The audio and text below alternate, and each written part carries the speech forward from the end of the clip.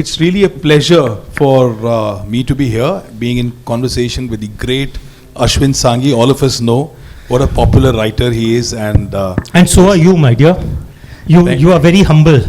Thank you very much.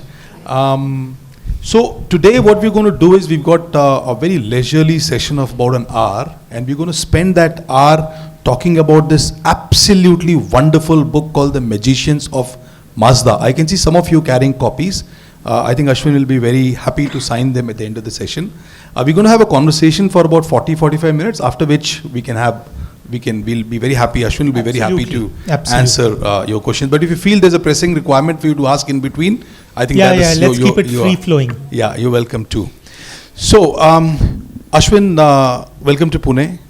I think we're doing probably the first session together, so I'm very excited. Absolutely. You and I go back about 10 years, right? 10 years, yes, that's right. We've been interacting in film, the film, I don't know, these days nowadays aapka mind film pe zyada hai, so I understand. Literary festivals. So, okay, let's come to Magicians of Mazda. Now, a bit of background of me, so my father was in Air Force, and I did my 12th standard from Pune. And I happened to do my graduation from Nauroji Wadia College, Pune, which is a Parsi college. So at that time, I came to know about the Parsi history. And obviously, as a student, I studied, I got interested, and I came to know about it. So that is why I think this book was that much more engrossing for me. Because my knowledge, of course, was up to a certain level. But then you've done considerable research and brought it here. I would like to begin by asking you, why Parsi history for this book? I know this is Bharat series and you've got a roadmap, but why Parsis? Okay. So the Bharat series, even though it's called the Bharat series, I don't think of Bharat as a geographical entity. Honestly speaking, I see Bharat in some ways as a Vedic arc of influence. So whether it was, think about this, that for example, our Mahabharat's Gandhari owes her name to Gandhar, which is today's Kandahar. Or you take, for example, the fact that the word Iran comes from Aryan Vaija, which means the land of the Aryans. Or for example, we go back to 1380 BCE, we find that the Hittites and the Mitanni, roughly equating to today's Turkey and Syria, are signing a peace treaty where they start by invoking the Rigvedic gods Varun and Mitra and Indra. Fascinating. So all of this was one huge arc of influence. The world's largest Vishnu temple is not located in India, it's Angkor Wat in Cambodia. For example, go down to Indonesia and you find that the 20,000 rupiah note still has Ganeshji on it. And of course, you have the beautiful puppet Ramayan, which is performed in Malaysia.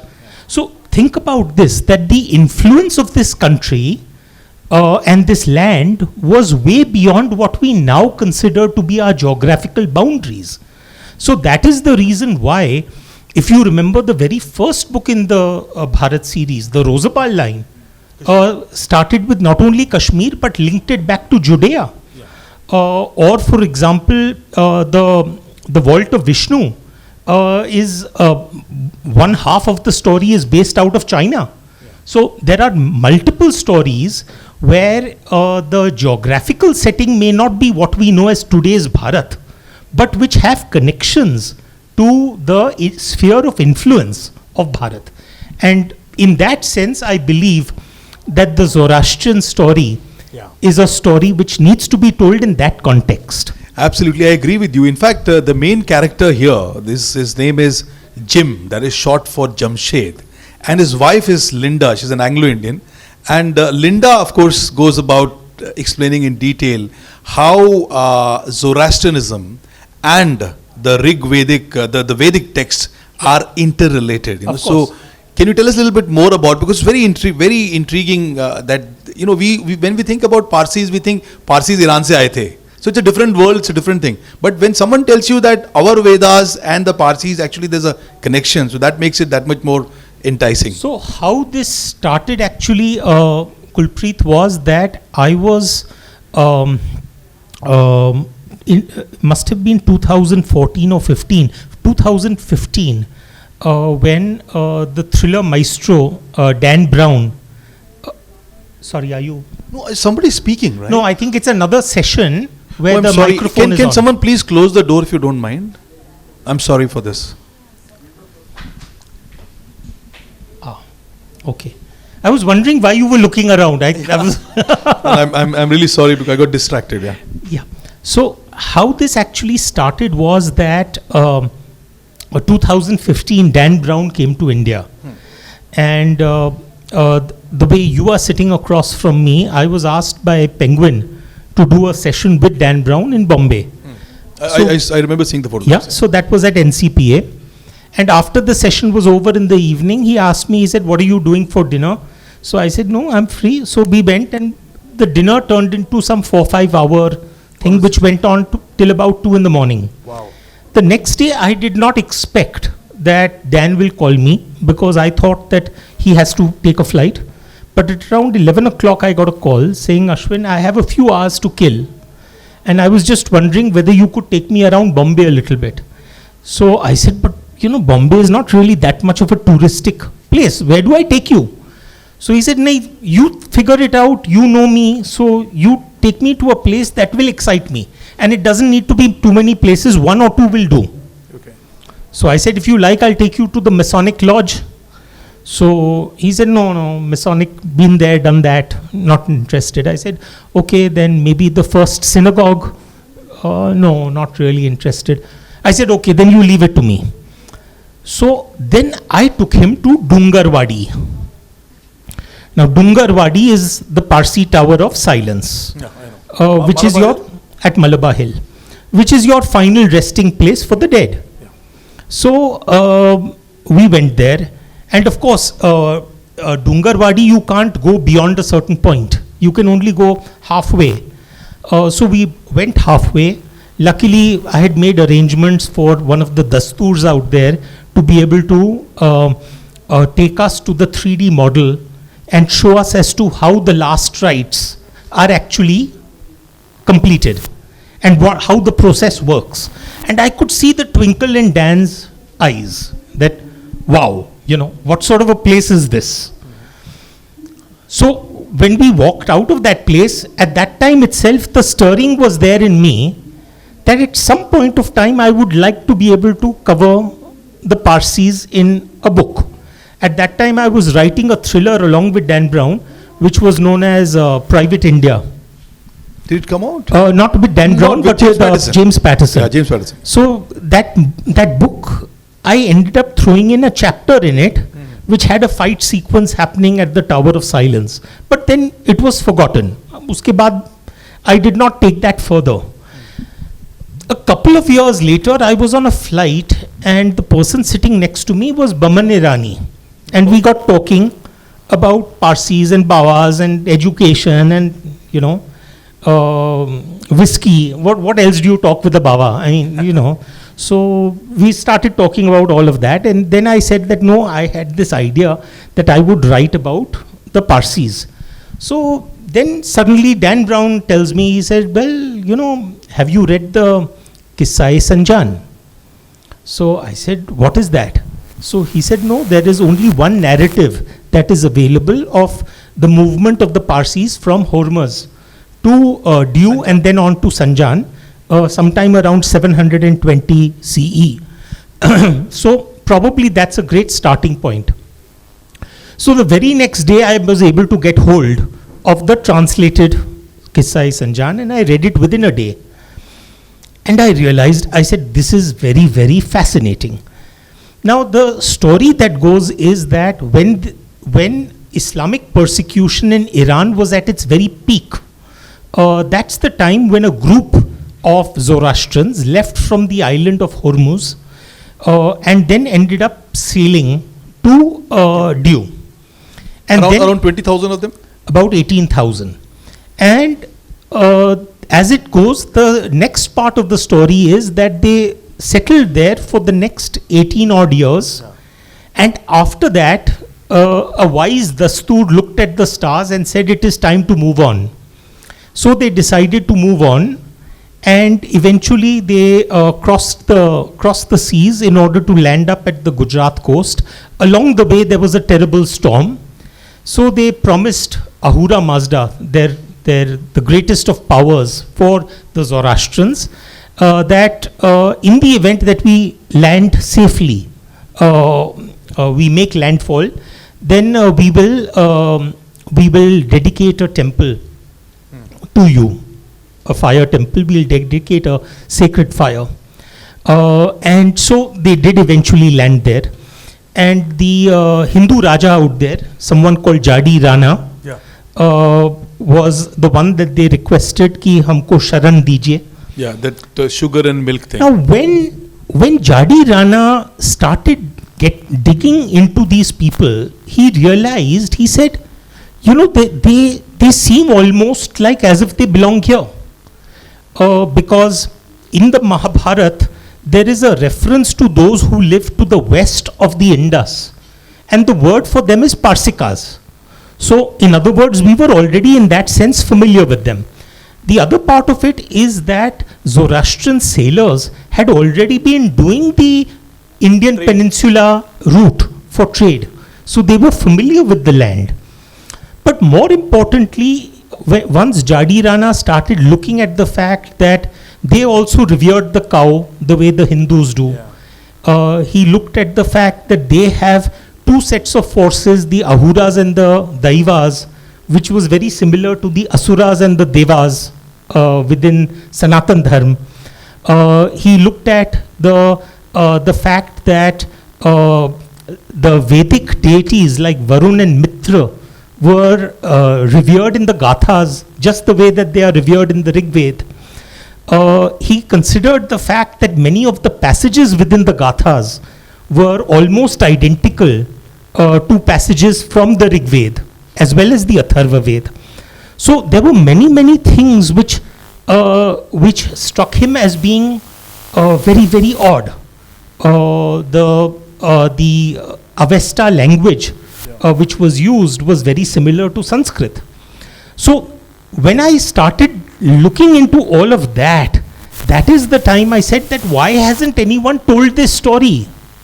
That when the Parsis arrived in India in 720 CE, were they arriving just because they were fleeing persecution, or were they coming back to a land which they considered to be a spiritual home of sorts? Excellent question. So I wanted to answer the question as to whether the story starts in the 8th century or whether there is a story behind that story. And that is what the Magicians of Mazda is. Excellent. And you mentioned about Parsis coming first to Diu. Everybody knows where Diu is. From there going to this place called Sanjan. There is also a reference to Unvada, if I have pronounced it correctly. And then finally they stayed there for several centuries, and a time came when they moved to Mumbai, and Ashwin is going to tell us how that happened, because the Mumbai that you see today is actually a lot of, there's a Parsi influence, there's Parsi involvement in bringing the city in the way it did because of their closeness to Britishers, there's opium trade, etc. Of course. So can you tell us, once they came to Mumbai, and that part of history is perhaps a little bit more known. And before you do that, I think when you read this book, what you'll find fascinating is through, of course, very clever use of double narratives, So one narrative is in italics and one is in normal font. So the story is going back and forth, and that actually is a challenge. As a writer and as also creative writing coach, I can tell you that's very difficult to pull off, because people get disenchanted. Kya ho raha hai, kya nahi ho. That's not going to happen with you when it comes to this book. So the way that you've established that time in these areas of Gujarat and talking about everything. I mean, I'm very impressed with the amount of research when it comes to clothing, when it comes to culture, when it comes to language, when it comes to food, when it comes to furniture, the facade of the building. Everything is so minutely described as if you've created the whole world. Now, before we come to the Mumbai part, Can you tell us that? Did you actually end up going to these places? Did you go Oh, yeah. to Diu? And with me, Kulpreet, you've known me for many years. For me, any book in the Bharat series is actually like a journey. Because if you think about this, I have written 7 books, including Mazda, 7 books in the Bharat series, but those have taken me 15 years to write. So the average time taken for each book is about 2 years. And each book, of that 2 years, I end up investing anywhere between 9 months to 12 months in terms of getting the research sorted out. That research very often may not involve travel, like Chanakya's chant, for example, involved no travel. It was just multiple readings of the Arthashastra and the Mudra Rakshas. Or, for example, the Sialkot saga also did not involve much travel. It was simply talking to people who had lived through 70 years of post-independence India. And I wanted people who had lived through Calcutta and of the old and Bombay of the old to be able to fill in all the gaps. But on the other hand, there were books like Krishna Ki, where I went to places like Dwarka and Mathura and Vrindavan and, a lot of the Krishna circuit, as it were. Or, for example, Vault of Vishnu, I ended up making multiple trips into China because I knew that that was a very challenging topic because I was not as familiar with China as I was with obviously my own land. With Magicians of Mazda, it was written mostly during COVID time. So the one travel part of the itinerary that did not fit was Iran. Otherwise, ideally, I would have liked to make the Iran trip. That did not happen. But luckily, the gaps were filled in through research material, as well as through a lot of the web, as well as talking to a bunch of friends who are residing there. But I did end up doing Udwada, I did Sanjan, I did Diu, I did Navsari. So all of that, the Parsi circuit, I ended up actually visiting because I genuinely believe that till the time that you do not get a flavor of the place, it's very, very difficult to be able to build that into your narrative. I agree. How open were the people that you met in these places to explain to you the question that you had? More than that, because first of all, the Parsi community is so minuscule. If you take the whole of India, probably we are talking less than 60,000, of which about maybe 40 or 50,000 are in Bombay itself. And luckily, I grew up in Bombay and was educated at Cathedral School. So I grew up with a lot of Parsi friends. So it wasn't very difficult to pick up a phone and talk to someone and say, listen, can you put me on to so-and-so? Or can you open this door for me? So all of that did become far easier because of the fact that I grew up in Bombay. Got it. Let's come to before we come to the story per se, the Parsis when they came to Mumbai and what they became, how influential. Tell us a little bit more about their, Sure.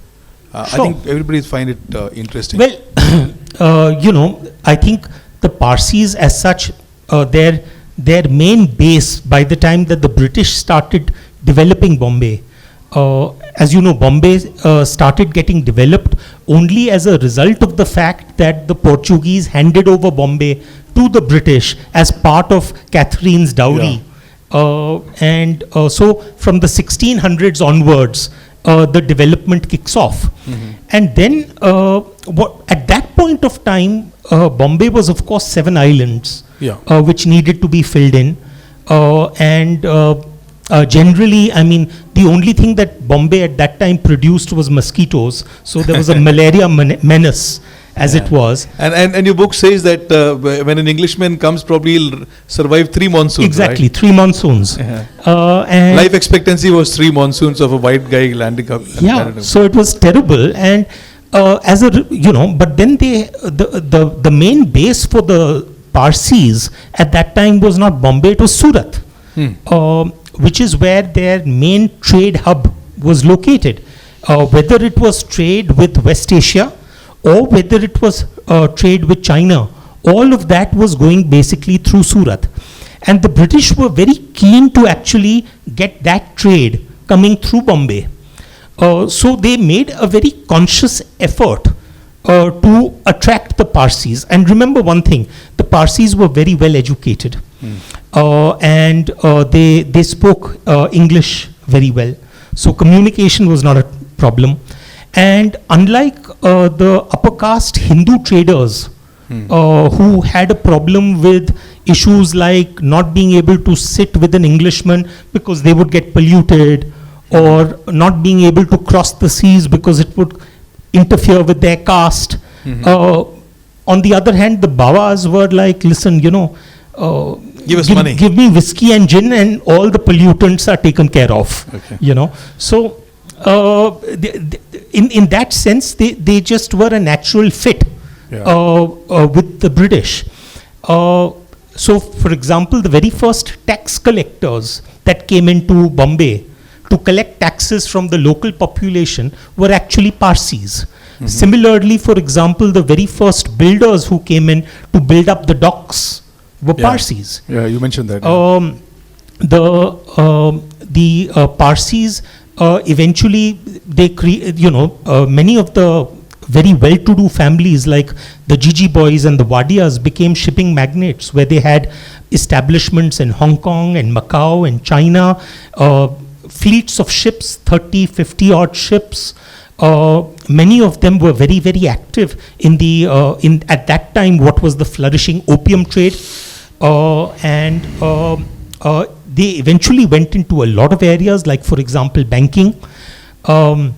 The first few textile mills in Bombay were all Parsi owned. The first printing press was Parsi owned, and of course the Parsis initially remained far more of business people because their political awakening had not yet happened, and they depended a lot on their British counterparts in order to make their business happen.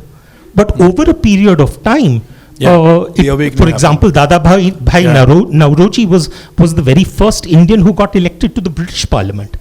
And if you look at the original membership of the Indian National Congress, the large part of the Indian founding members were actually Parsis. So the political awakening happened later, but it did eventually happen. So to a very great extent, when you look at today's Bombay, the reality is that I'm very doubtful whether Bombay would have taken the shape that it did had it not been for the Parsi community. So their sweat and toil and blood is very much there in Bombay. Absolutely. And one of the things that you brought out, and in fact I never looked at it that way, is the fact that Parsis tend to lead very long lives.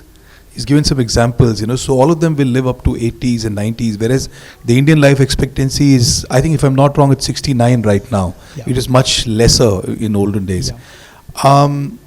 You have studied their culture, their food habits, and we know it, quite a bit of it. But what do you attribute that? Because they were doing, as far as stress is concerned, I think they were doing everything. I would like to believe that whiskey clears your system. I think me and you going to have a drink after this, that is for sure. But honestly speaking, I mean, if you look at the food habits, it's a full frontal cholesterol attack. I mean, if you think of, Bawa food, I don't know if you've ever sat down at a Pangat. And I have had, I'm from Nauroji Wadia College here. There used to be, sorry to interrupt you, there used to be Coronation Irani Cafe here. Every single day for 3 years during my graduation, I've had keema and pav and chai. So I know it very well. In that sense. And even my body is okay with that cholesterol attack. If you ask me honestly, the little that I'm now understanding of life, there are a lot of people who say, oh, don't smoke, don't drink, don't do this, don't do that. I think the key seems to be those who can laugh. And that's the one thing that you see about the Parsis in general, that they just know how to, know how to live their lives. They go through the toughest times and they still make light of it. I think that probably could be one of the reasons. But of course, the book gives you another reason. Yeah, of course. So let me give you a little bit of teaser about the story so that you feel more motivated in case you're not, about picking up the book and reading. So this is about Jamshed. So Jim as he's called, he's living in Seattle. He owns an institute where he's doing a research, and he makes something known as Hamza Dura. What that is, of course, you will have to read the book, and that's a significant portion that you'll come to know. But that there is a pharma giant who wants to steal that, and his wife gets abducted. So it's proper like a Hollywood script, how the thumb is replicated and how the information gets leaked out from his friend who's addicted to all sorts of things. And so what I want to ask you is, this Hollywoodish and very attractive for me, because now I'm partly in the film industry as well, and I'm sure there'll be something very soon on this. Did you consciously choose this? Because the Parsi history and other things in italics comes substantially later. Initially are all these hooks. So how did you go about creating this? And if you can tell us a little bit more about the opening. So, for me, Kulpreet, the thing is that I grew up in an environment which was fundamentally a Marwadi business family, and honestly speaking, in my family's vocabulary, there were only two words you needed to learn: debit and credit. So once you learned those, then you didn't need to learn a third word. But what was parallel in my life was my maternal granduncle, who used to send me a book every week to read, and so I grew up reading those books. During his lifetime, he sent me a little over 300 books. And if I... Sorry to interrupt, what kind of books, if I may know? So I'm coming to that. So he would, it wasn't just sending you a book. It was very lovingly picking out one from your library and then sending it. So I remember reading, for example, Freedom at Midnight by Dominique Lapierre, which is the first time that I realized that actually you could take something which I had considered boring, which is history, and make it into a story. Or for example, Autobiography of a Yogi by Paramahans Yoganand. I must have received it when I was in my early teens, tried reading it, put it down, then eventually went back to it a couple of years later. There were also books that I wasn't able to read, like for example, War and Peace. I only read about maybe 1/4 of it, and then eventually, even today, I have not read it. There were books like the Mahabharata retold by Raja Gopalchari. So I think with Nanaji, the thing was that it was an amalgam of things which were related to either the classics or history or philosophy or spirituality or science.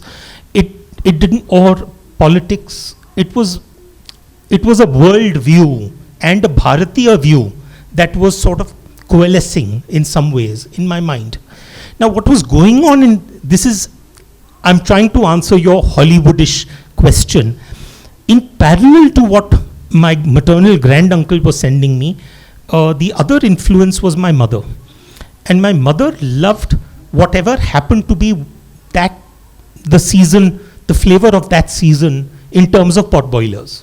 So whether it was a Jeffrey Archer or a Sidney Sheldon or a Frederick Forsyth or a John Grisham or a Ken Follett or Irving Wallace.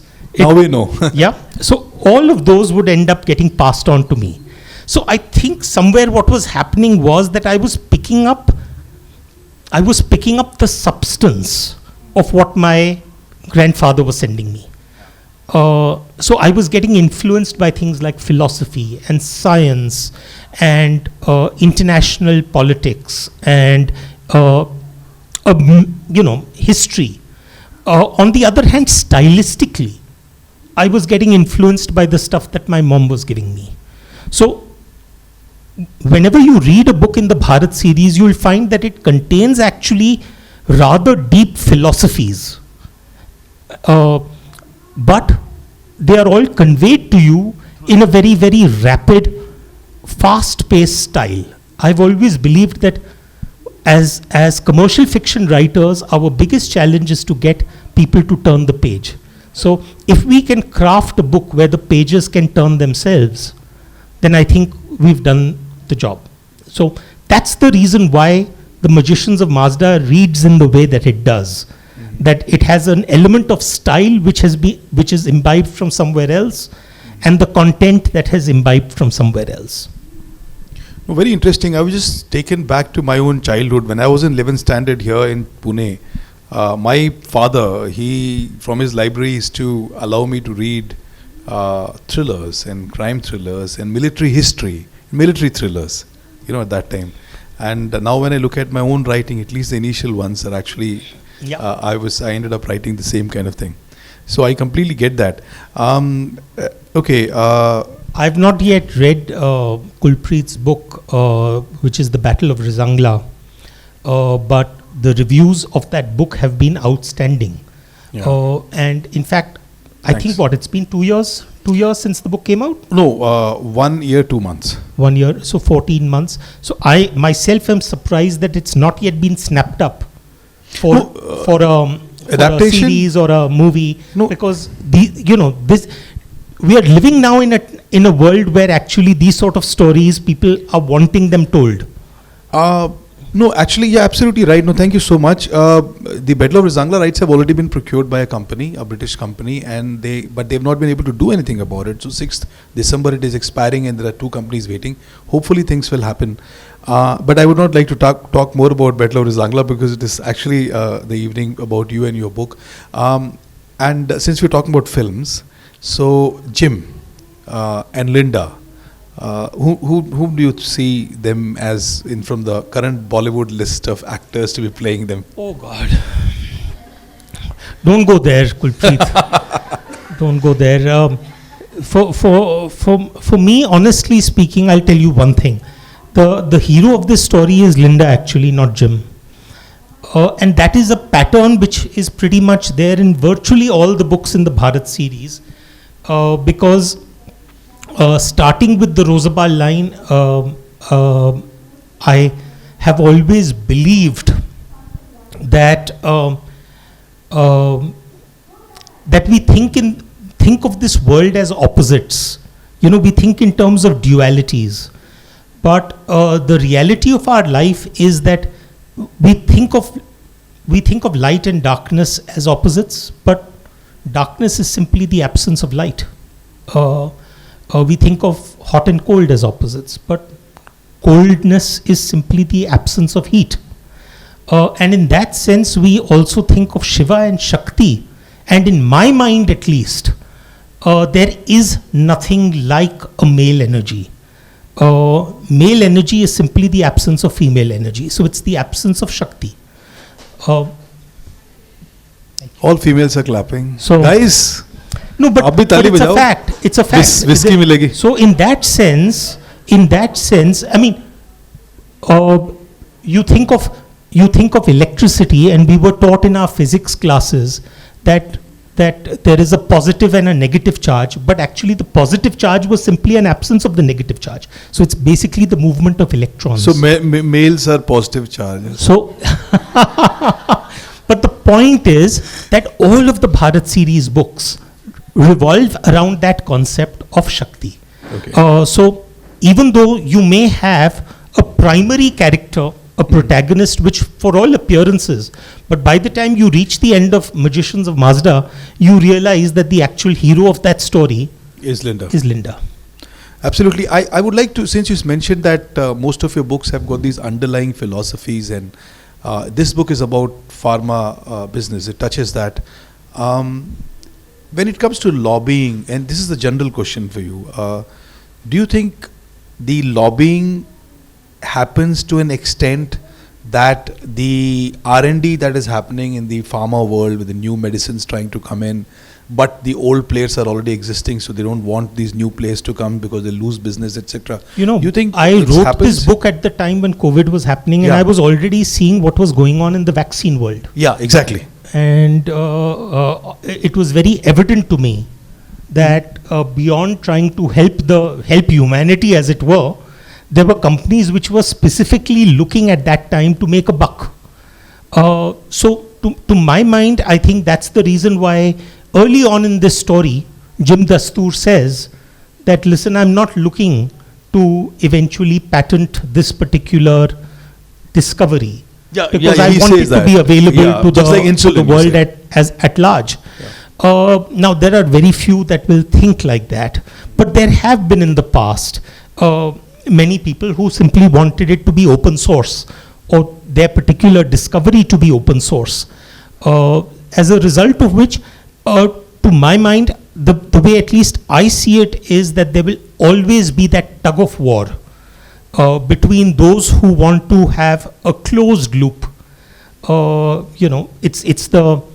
It's that battle between Linux and MS, Microsoft Windows or whatever.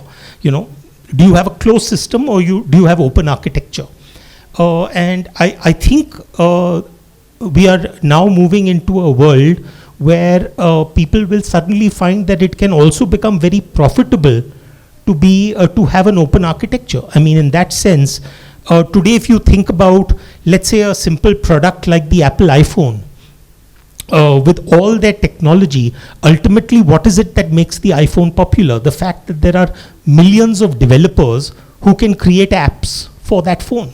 So they can use the backbone and they can loop into it and integrate with it, and that suddenly gives it far more heft than it would have otherwise had just as an ordinary phone. So I think we are moving in that direction. The recent takeover by Elon Musk of Twitter, if it's something that entertains you every morning, but again, you see the manner in which he is experimenting with it and taking people into confidence that this is what I plan to do, this is what I think about doing.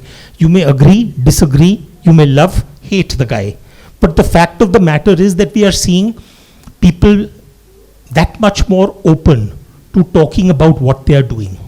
And I think that will happen as we go along.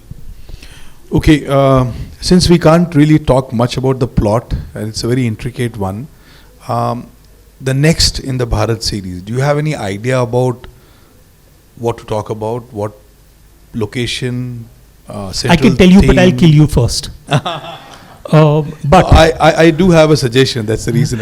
I know what I'm going to write for the 8th book in the series. Actually, by the way, for those who are not familiar with the Bharat series is a misnomer because it's not a series, it's a collection. So you can read book 1 and then read book 5 or read book 3 first. It doesn't matter. The characters are entirely different. The locations are entirely different. The stories are entirely different. So, it's not really in that sense something that needs to be read sequentially. But I do know what the 8th book is. What I can tell you is that it lies south of Mumbai. That is something which I can certainly share with you. I might have an idea. And part of the research for that book is already done. I plan to start writing it by around February or March of next year. Okay, I might have an idea which I'll tell you later, and you can tell me right or wrong. Okay. You need not tell me the idea.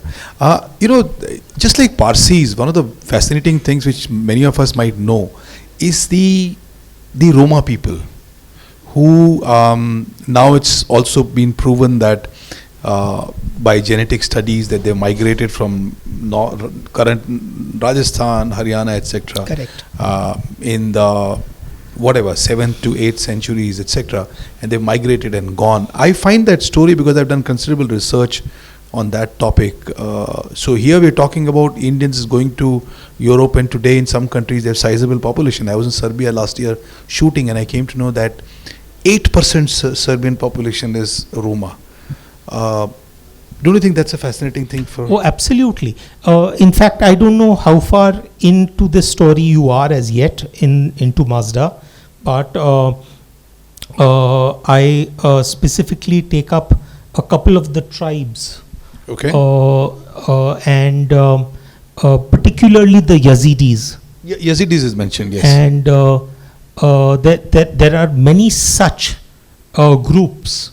You've spoken about the Dari language. You've spoken Yes. about the Yes. the Pashtuns. Or, for example, you simply look at our greatest Kaval singers, and you see the way the Spanish flamenco dance and singing happens.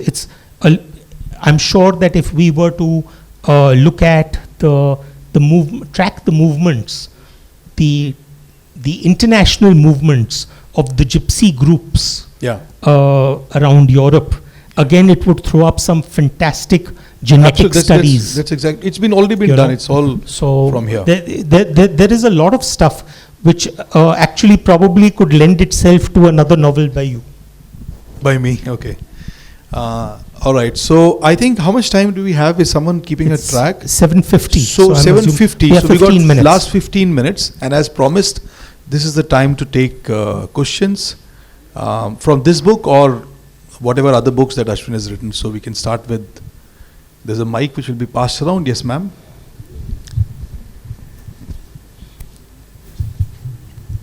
Good evening. It's been enjoyable listening to both of you. Thank And this question has come because you spoke of your grandfather giving you 300 odd books.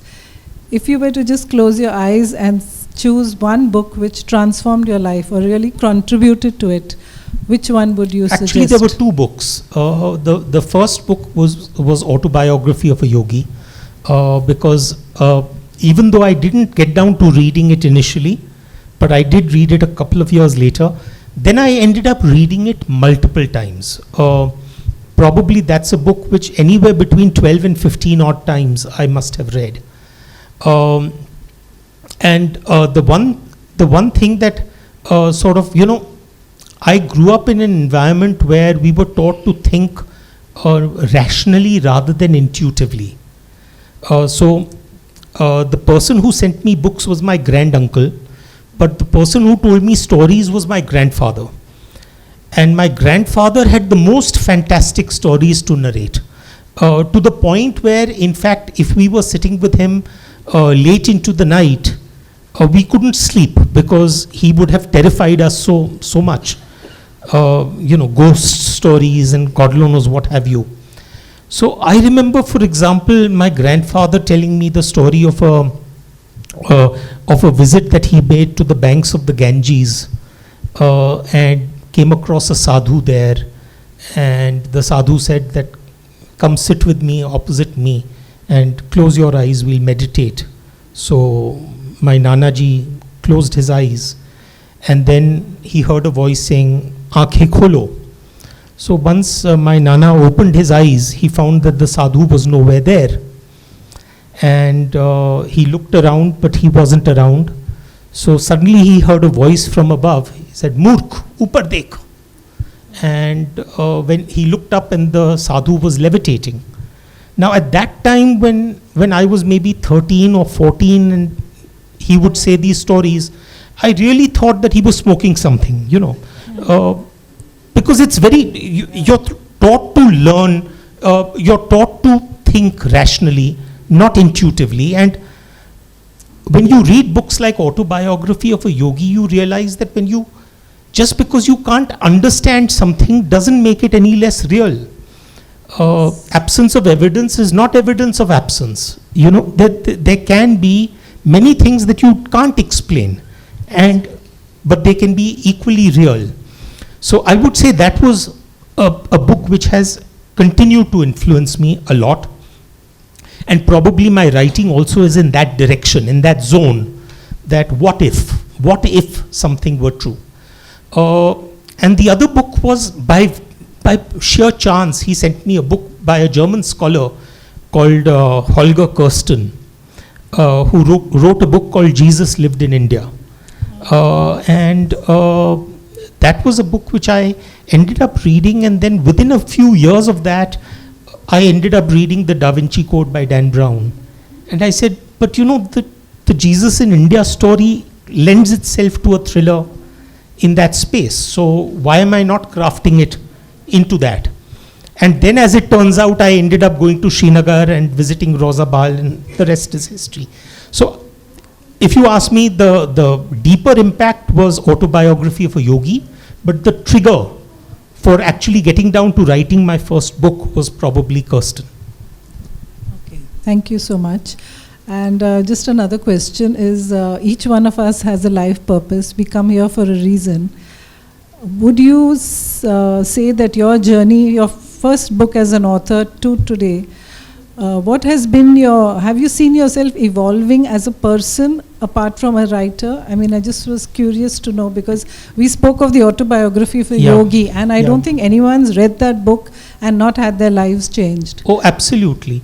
I mean, I have always believed that it is far more difficult in life to deal with success rather than with failure.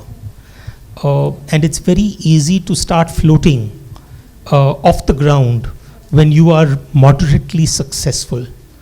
And very often what happens is the I factor starts playing. I did this. Oh, see, I wrote a bestseller. See, I have sold 2 million copies. Oh, see, this studio is coming because my book is so interesting that they want to make a movie. And it becomes I, me, myself, everything becomes about me. And at some point of time, you realize that, listen, you need to step back, and you need to, when I sometimes read a page that I have written, when I read that same page a month later, I say, how did I write this? How did I even think this? And that's the moment when I realize that every word that has come on that page is not mine, it has come from Ma Saraswati. And at that point of time, I am just the medium that has been able to put it on the page, and probably if you ask me to do it 2 months later, I may not be able to do it. So I think, if you ask me, what it really teaches you is to probably be grounded, because you realize that you're really worth nothing. And I think the second thing is that the corollary to being a successful writer is to be able to sit like this with some of your readers, with some of the people who appreciate you, and they come forward and they tell you about their own experiences. Before I came here right now, I was at Solanki bookstore. I was supposed to spend half an hour there, but there were just so many people that I had to spend almost an hour. But I didn't leave without making sure that anyone who wanted a book signed or anyone who wanted a photograph taken, I was there, because I genuinely believe that, it's nice to be important, but it's important to be nice. I think it's so important, in life. So that's really all that I can tell you about what I have gained from this, besides several kilos.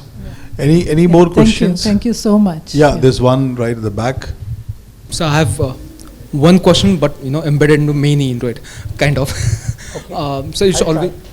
So I have read all of your books. सारी किताबें पढ़ी हमने, and somehow, I realize that there's always a character called who is a scientist or a doctor or a professor who wants to say a story which we are not able to understand.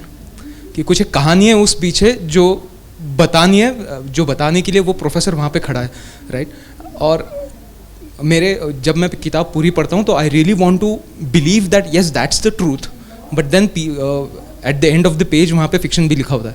तो my question would be कि sir इसमें से कितना सच होता है, and the next question would be how you end up creating so many characters into one book, because usually जो English fictions हमने ज़्यादातर पढ़ी हैं उसमें the pattern they follow is that they will give you a back story of every character, and that's how they fill in those gaps, that's how they create those characters, and then they take up the story ahead. But in such books of just 400 pages, 450 pages, you also manage to create that character, to give that build up also, but वो कहानी का अलग हिस्सा नहीं होता, that character is always there. So how you okay. So I think the first question let me take up, which is how much of it is real, how much of it is unreal, particularly this one. Yeah, but Kulpreet, the question is, I've still not figured out what is real and unreal. I mean, this is the reality of our life, that we grew up thinking of the Mahabharata as mythology, but we never called it mythology. in India, it was always itihas, which meant as it happened. In that sense, the way I see it is that,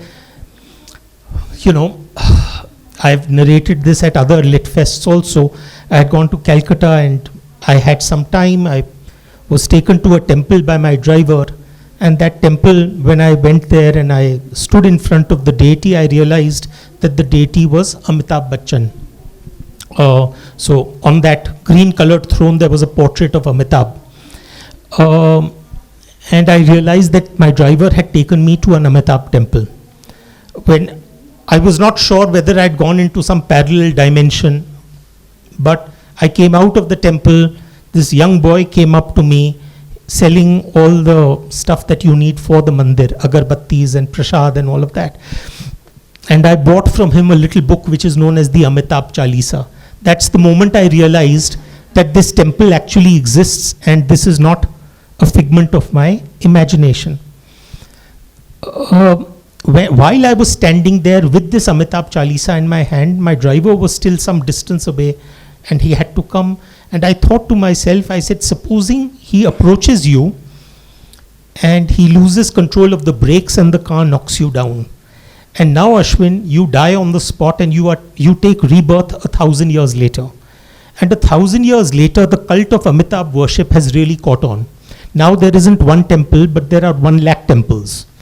And someone was to ask you that, do you think that Amitabh could have been a real man in history? But that is precisely the question we are asking about Ram or Krishna, that could these have been real characters? So just because the British chose to call it mythology, should I take it entirely as myth? Similarly, on the flip side, look at history which is meant to be fact. It was the novelist and the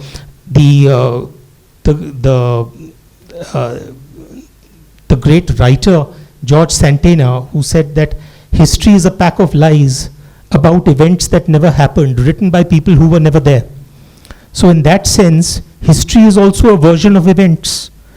We have an event which happened in 1857, which children grow up in India learning in their history textbooks as the Great Rebellion of 1857 or the First War of Indian Independence. But on the other hand, in England, it is not even taught at school level. And if you go into your master's level, at university level, it may be taught to you, but it will be taught to you as the Sepoy Mutiny of 1857. Now, what was it? Was it a war of independence or was it a Sepoy Mutiny? The point I am making is that what we consider to be fact is very often fiction. And what we consider to be fiction is very often fact.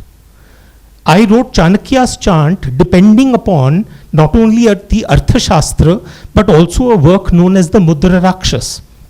The Mudra Rakshas was written by a Sanskrit scholar called Vishaka Datta, playwright. But it was written almost about 700 years after Chanakya had already passed away. And it was written to be performed on the stage. Now the question I must ask myself is that what if Vishaka Datta was an ancient day Ashwin Sanghi?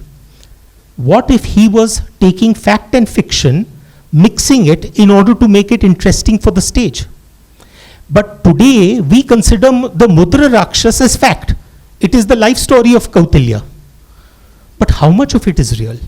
So frankly, even though I take historical sources, mythological sources, scientific sources, philosophical sources, but at the end of the day, when you read the book, at least in order to satisfy myself, I put a disclaimer right up front saying kindly treat the entire story as fiction. Because now, having reached the end, I don't know what's real and what is unreal. All right, I think that was brilliant summing up about fact and fiction. I think all of us had a wonderful time, so let us give a big round of applause to Ashwin for talking about the book and for giving us so many nuggets of information, and I'm sure thoughts to ponder as we go back home. Thank you so much, Kulpreet, and you made the entire process effortless. So thank you so much, my friend. You are an extremely kind and generous man. So thank you very much. Thanks to Pune Lit Fest as well for making this session happen, and to all of you lovely audience.